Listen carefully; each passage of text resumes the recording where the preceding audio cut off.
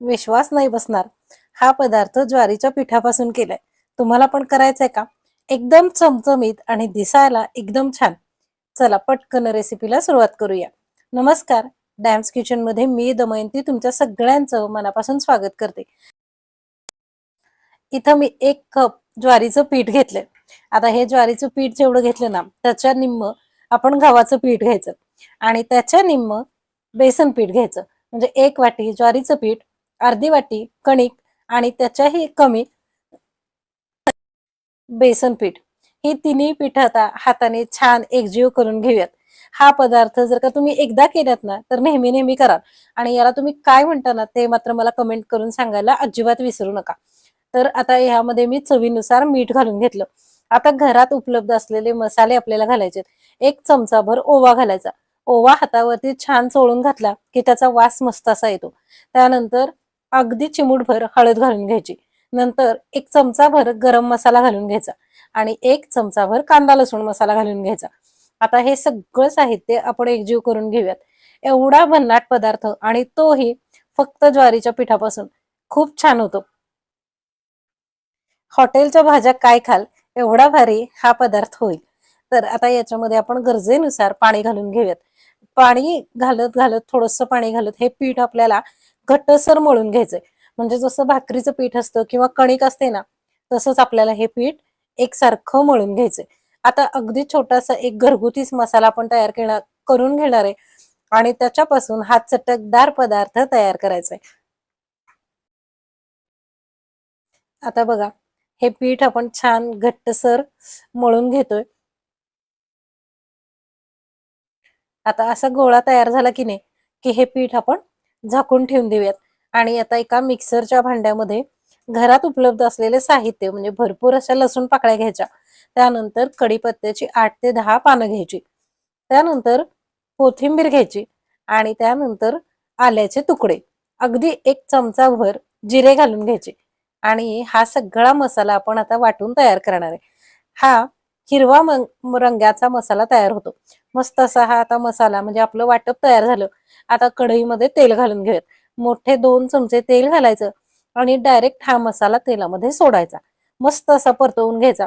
एवढा भारी वास येतो की नाही, मस्त सुगंध सुटतो घरभर आणि घरातले सगळे ना विचारायला लागतात, की आज काय बेत आहे म्हणून.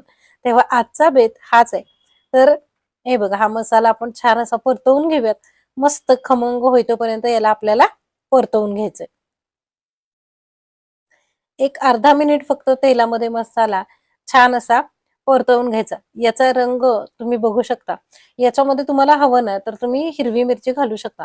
पण हिरवी मिरची आणि बाकीचे मसाले जर एकत्र आले, तर मग या पदार्थाचा तिखटपणा वाढतो. त्यामुळं जर तुम्हाला अगदी झणझणीत हवं असेल, तरच हिरवी मिरची घाला. नाहीतर नाही घातली तरी चालेल. आता बघा या मसाल्याला मस्त अशी वाफ आली. आता इथं मी परत अर्धा चमचा हळद घालून घेतली. अगदी एक चिमूटभरच हळद घालायची. जास्ती हळद आता आपल्याला घालायची नाहीये. कारण हळदीमुळे याचा मग रंग बदलून जाईल. आता रंगतदार जर हवा असेल ना, तर मग हळदीचं प्रमाण अगदी थोडंसं कमी करायचं. आणि एकदा जर का केलत ना, तर तुम्ही वारंवार कराल एवढा भारी मस्त असा हा पदार्थ होतो. तर आता याच्यामध्ये आपण गरजेनुसार पाणी घालून घेऊयात. म्हणजे मी इथं जेवढं पीठ घेतलं ना त्याच्यासाठी मोठे 2 ग्लास पाणी कढईमध्ये घालून घेतले.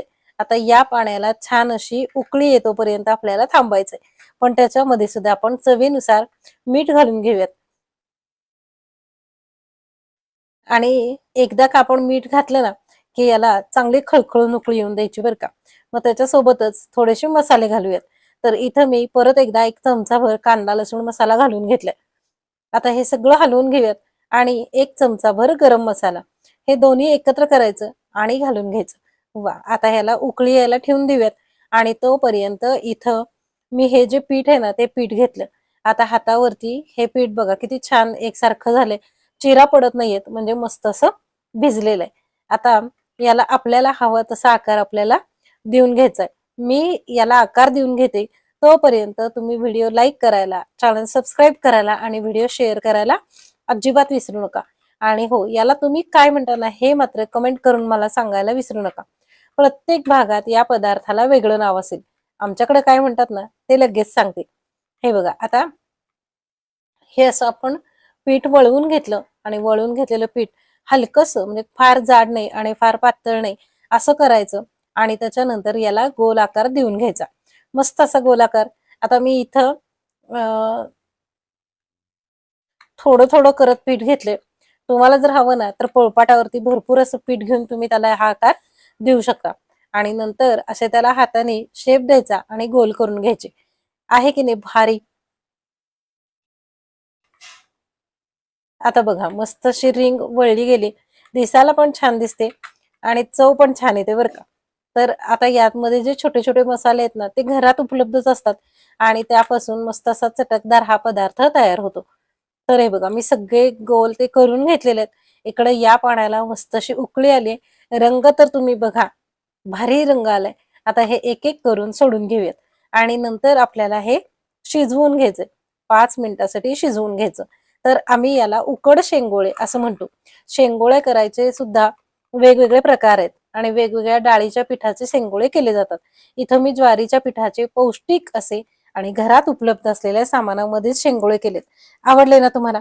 चला पटकन व्हिडिओ लाईक करा. आता हे आपल्याला चांगले शिजवून घ्यायचेत. म्हणजे शिजल्यानंतर कसे ओळखायचे ना ते पण सांगते. तर याला एक 5 मिनिटं छान उकळी आली आणि आपण शिजवून घेतले ना, की हे गुळगुळीत होतात आणि जेव्हा ते गुळगुळीत होतील तेव्हाच समजायचं की हे छान शिजलेत म्हणून. मस्त असे अजिबात या पाण्यामध्ये ते सुटत नाहीत. दिसायला पण छान दिसतात आणि ना खरं तर मला हे शेंगोळे खूप आवडतात. तुम्हाला आवडतात का? आणि तुमच्याकडं कुठल्या पद्धतीने केले जातात किंवा याला काय म्हणतात ते मात्र मला कमेंट करून सांगायला विसरू नका. तर मस्त अशी आपली हे शेंगोळ्याची आमटी तयार आहे. ही तुम्ही पोळीसोबत, भाकरीसोबत, भातासोबत कशाही सोबत खाऊ शकता. आहे की नाही भारी? आणि हो, पुढे एक मी प्रश्न विचारला त्याचं उत्तर द्यायला विसरू नका बरं का. तर याच्यावरती आता आपण कोथिंबीर घातली आणि सर्व्ह करायला घेऊयात.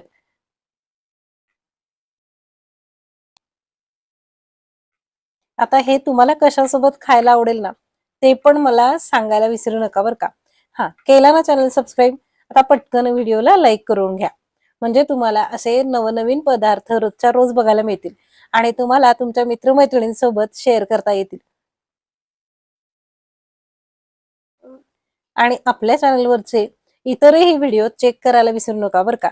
खूप छान-छान पदार्थ मी रोजच्या रोज पोस्ट करत असते. हा ओवा आहे, त्याला हिंदीमध्ये काय म्हणतात तेवढं मला सांगा बरं का. व्हिडिओ पूर्ण बघितल्याबद्दल मनापासून आभार.